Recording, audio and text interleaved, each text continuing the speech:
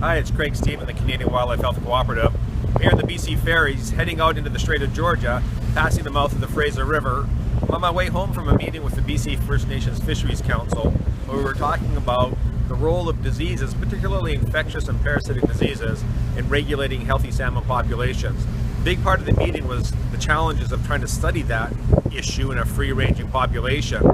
A lot of interesting challenges were brought up that might make these salmon more susceptible to infections, including some of the stuff we see behind me. That's a coal soup report, which brings in not only pollutants to their system, but also ocean transport. There's a lot of other issues of development along the river, other forms of industrial pollution and urbanization. One of the newest challenges is the increase in river water temperature that's probably associated with climate change.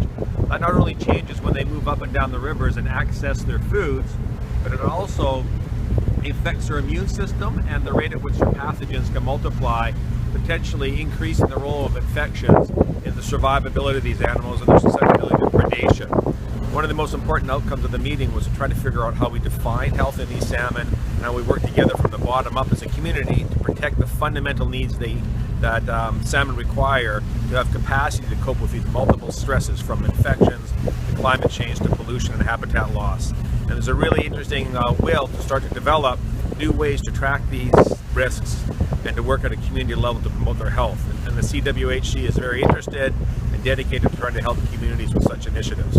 So hopefully in the future I'll have some updates for you on some successes that we can show up and down this coast to help protect this very important species. Thanks, and we'll talk to you again soon.